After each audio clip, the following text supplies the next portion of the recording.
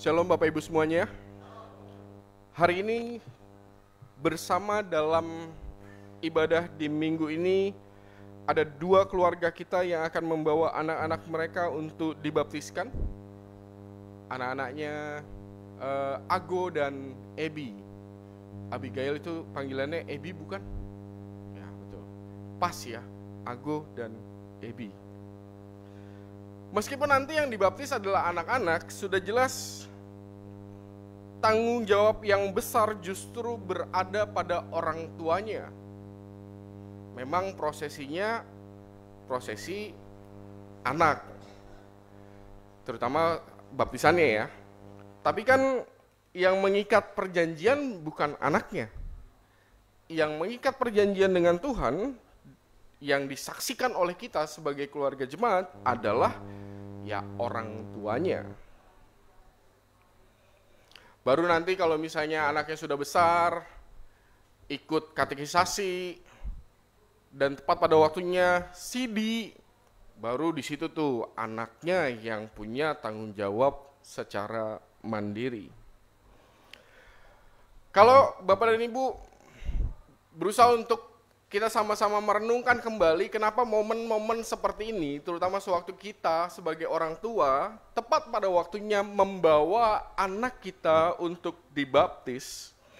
Kenapa momen seperti ini menjadi sangat-sangat penting bagi setiap keluarga untuk tidak pernah mengabaikan apalagi melupakan hal ini. Maka hari ini saya mau mengajak kita untuk merenungkan kenapa momen-momen seperti ini penting. Dua hal dari pembacaan Alkitab kita hari ini ya. Yang paling pertama Bapak dan Ibu, saya punya gambar. Boleh gambar? Siapa yang tidak pernah main games ini? Ya ini mah contoh aja ya. Games apa namanya? Serupa tapi nggak sama. Coba tebak yang mana yang nggak sama. Ya bunganya beda. Burungnya beda, banyak lah ya, ekornya juga beda. Padahal mah kalau dari jauh, orang sekilas ngelihat sama. Sama, tapi kalau misalnya diperhatiin, enggak kak, enggak sama tuh. Ada aja bedanya. Kita semua familiar dengan games ini. Kadang-kadang yang ngasilin adalah, ini gamesnya terlalu mirip, gambarnya sehingga susah nih kita nyari. Yang bedanya mana nih, kita udah detail-detail, udah deket-deket, lihatnya tetap aja nggak kelihatan yang bedanya. Dalam pembacaan Alkitab kita hari ini,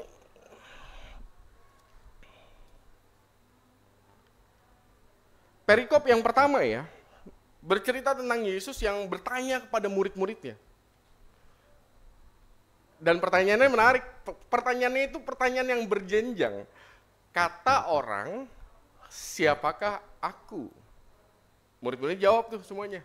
Wah, kata orang mah, engkau adalah Yohanes Pembaptis, engkau adalah Elia, engkau adalah salah satu di antara para nabi. Satu tuh ditanya kayak gitu. Tapi kemudian dibuat berjenjang karena dari kata orang, Yesus bertanya secara spesifik, menurut kamu siapakah aku?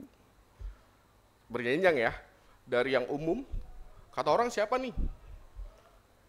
Oke, itu kata orang, tapi menurut kamu, sangat spesifik. Dan dijawab oleh Petrus, engkaulah Mesias. Ini saya mau melipir sedikit, saya mau menceritakan tentang mesianik di dalam Alkitab. Mungkin bagi kita seringkali Mesias itu hanya digambarkan tentang pengharapan mesianik yang lokal sekali. Lokal itu artinya hanya ya orang-orang Israel mengharapkan Mesias yang lokal. Bahkan di zaman Yesus. Makanya yang dipikirkan oleh orang Israel adalah bagaimana Romawi bisa diusir, bisa kita lepas dari penjajahan Romawi. Itu lokal sekali. Dan kalau misalnya ngomong Mesias lokal, dari zaman ke zaman itu ada banyak Mesias.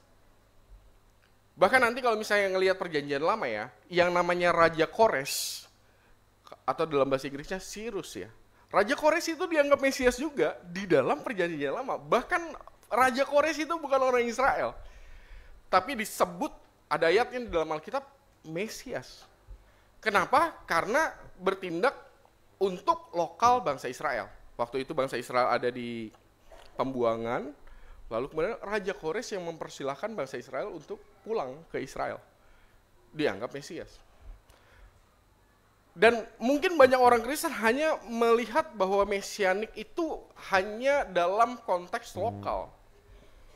Dan melupakan bahwa ada satu hal lagi yang terdapat dalam pemahaman orang-orang Yahudi yang seringkali tidak muncul, bahwa ada pemahaman mesianik yang universal, yang bukan hanya Mesiasnya itu melakukan sesuatu untuk bangsa Israel doang. Mesias lokal kan hanya untuk bangsa Israel doang gitu ya. Tapi Allah menyediakan Mesias universal untuk seluruh umat manusia, dan itu nanti bisa dilihat dari perjalanan bagaimana kisah penciptaan, bagaimana Adam jatuh ke dalam dosa sehingga terdampak seluruh umat manusia, dan Allah menyediakan satu Mesias untuk pada akhirnya menyelamatkan ini semua. Kalau bahasa Alkitabnya nanti melihat perjanjian lama, Allah yang akan meniadakan maut, dan cara Allah meniadakan maut itu adalah melalui Mesias universal itu. Makanya kalau buat saya mudah aja sih. Sewaktu di perjanjian lama banyak Mesias gitu ya. Oke lah kalau misalnya Mesiasnya berdampak bagi bangsa Israel, kayak Raja Kores, tapi apakah Raja Kores yang telah meniadakan maut? Enggak. Jadi bahkan dalam pembacaan Alkitab kita di zaman Yesus, sewaktu bangsa Israel, bahkan Petrus pun saya kira sewaktu engkaulah Mesias, itu masih dalam konteks Mesias yang lokal sekali, bahwa Mesias itu akan mengalahkan bangsa Romawi, akan membuat Israel jaya lagi. Tetapi dalam seluruh kitab Injil-Injil, Yesus selalu berbicara dalam konteks Mesias yang universal. Makanya Yesus bilang, kerajaanku bukanlah kerajaan yang ada di dunia ini. Betul kan ya? Nah itu indikasi bahwa bukan tentang lokal Israel, tetapi Mesias yang memang disediakan Allah untuk menebus dosa-dosa umat manusia. Ya kita bisa panjang lebar lah tentang hal ini. Kalau misalnya Bapak dan Ibu mau diskusi tentang hal ini, boleh kita diskusi nanti setelah kebaktian selesai melalui WA atau bahkan di depan gitu ya. Pertanyaan yang berjenjang, menurut mereka aku siapa? Menurut kamu aku siapa? Pengakuan iman pribadi pada akhirnya kan ya.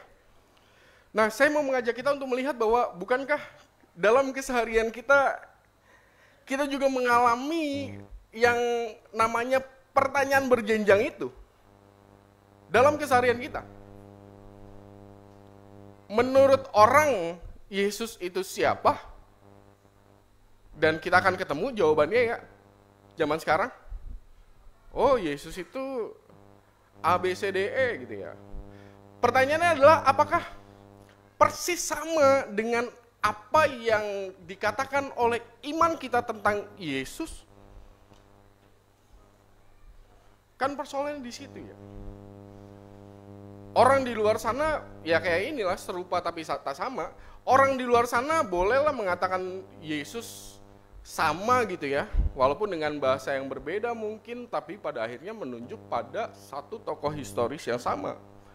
Dan orang di luar sana punya pendapat iman sendiri, boleh, kenapa tidak boleh? Dan itu yang dikatakan oleh Yesus, menurut orang, siapakah aku? Orang bebas untuk menyampaikan pendapatnya. Kalau tanya orang ateis mah, Yesus, ya orang bijak aja, udah selesai. Nggak dikait-kaitin dengan nabi, nggak dikait-kaitin dengan segala macam. Orang ateis. Kita akan ketemu dengan pemahaman A, B, C, D, E, dan kemudian di saat itulah, bukankah tugas setiap kita juga harus menurutmu siapakah aku gitu. Bukan hanya tentang tahu apa yang dikatakan orang di luar sana tentang Yesus, tetapi yang paling penting adalah apa yang kita imani tentang Yesus. Yang sudah pasti harus berbeda, pasti berbeda. Kalau sama mah kenapa kita beda iman, kan gitu kan ya? Kalau sama mah ngapain kita beda iman? Justru karena ada bedanya, makanya kita beda iman. Dan gak ada masalah, maksudnya kalau memang di sebelah sana mengimaninya berbeda, ya silakan, gak apa-apa. Dan untuk persoalan itu, maka peran terbesarnya adalah orang tua. Betul kan ya? Anak-anak mah, ya sekarang masih balita ya. Tapi nanti kalau seumuran Theo, mulai ketemu dengan teman-teman, gitu kan ya. Mulai dengar tentang menurut orang apa dan siapa Yesus. Maka sewaktu itu terjadi, maka tugas yang paling utama adalah orang tuanya. Ajari anak-anak kita, kalau enggak yang ngajari anak kita adalah orang lain. Sesederhana itu. Kalau anak bapak dan ibu nggak diajari, maka mereka akan belajar dari orang lain. Yang menjadi persoalan kan orang lain ini belum tentu pemahamannya sama seperti pemahaman di dalam iman kita. Bahkan nggak usah ngomong tentang iman lah. Cara mendidik seorang anak, emangnya bapak dan ibu mau menyerahkan ke orang lain? Pasti nggak mau. Pasti bapak dan ibu mau mengambil tanggung jawab penuh terhadap bagaimana cara Tuhan sudah menitipkan, Tuhan sudah memberikan, maka mari kita didik, mari kita dampingi anak kita yang terbaik menurut pemahaman keluarga kita. Kan begitu kan ya inginnya ya? Ajari anak-anak kita, kalau enggak diajari maka orang lain yang akan mengajari. Sama halnya kayak gini. Sewaktu seseorang tidak mendefinisikan dirinya sendiri, maka orang lain akan mendefinisikan dirinya dan dia akan ngedengerin apa kata orang lain. Kan selalu begitu. Kalau bapak dan ibu tidak bisa menjawab, saya ini siapa ya? Saya ini bagaimana ya? Terutama sewaktu ketemu dengan misalnya pergumulan gitu ya. Dan sewaktu kita ketemu dengan kegagalan, wah saya ini berarti adalah orang yang gagal misalnya. Dan orang lain mulai mendefinisikan diri kita nih. Kalau kita tidak mendefinisikan diri kita, berdasarkan kitab suci, apa yang Tuhan katakan, maka orang lain akan melakukan itu. Dan kita nggak punya kekuatan untuk melawan hal itu. Karena kita nggak punya definisi apa-apa tentang diri kita. Yang paling pertama itu, lakukan tugas kita, karena kalau tugas kita tidak dilakukan, terutama dalam hal mendampingi anak, maka anak akan bertumbuh dan mengerti dengan pemahaman dari luar. Yang terakhir tentang perikop yang kedua ya, karena 2 perikop ya. Dan kalau buat saya ini tidak kalah sulitnya dari yang pertama tadi. Membuat anak-anak mengerti bahwa ada banyak peristiwa yang di peristiwa itu anak-anak pada akhirnya harus mulai diajar dan dididik bahwa bukan kehendakku yang jadi, tetapi kehendakmulah yang jadi. Pendidikan yang sedari dini kan ya. Saya mau kasih contoh kecil nih. Ini bukan tentang iman ya. Contoh kecil dalam hal sederhana. Dalam proses saya, Theo dan Mama Theo itu pastikan ngedidiknya pelan-pelan ya. Dan di masa ini tuh kami menyadari bahwa harus mulai diajarkan sewaktu Theo mau minta apa, nggak selalu dikasih.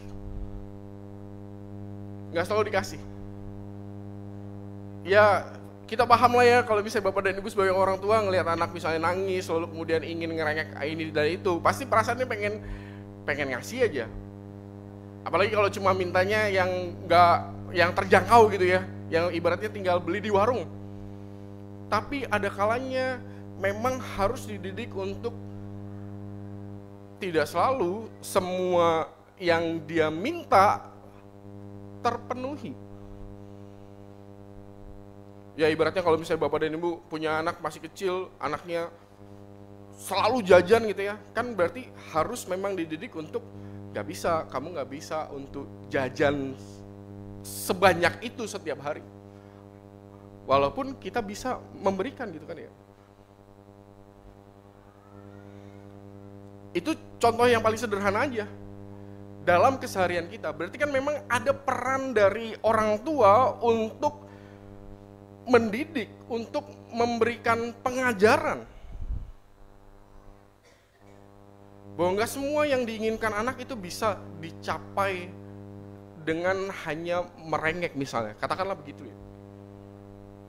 Dalam perikop kita kan yang terjadi itu ya. Sewaktu Yesus menjelaskan, memberikan pengajaran bahwa Mesias akan menderita. Oh, Petrus sudah mulai panas nih. Dengar kata menderitanya panas dia. Menderita, wafat, apalagi wafat, makanya langsung kan Petrusnya protes. Dan sewaktu Petrus protes, disitulah Kristus benar-benar mendidik dengan keras Petrus.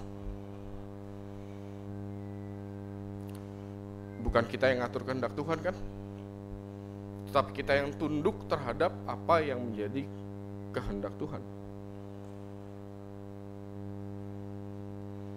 Dan memang untuk mengerti, mengajarkan sesuatu seperti Yesus mengajar Petrus memang sulit ya.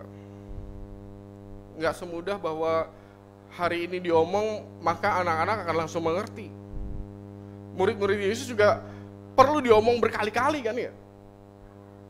Sebelum Kristus bangkit terutama, kan memang Yesus mengajar berkali-kali. Saat anak-anak mulai mengenal proses-proses di mana dia berjuang.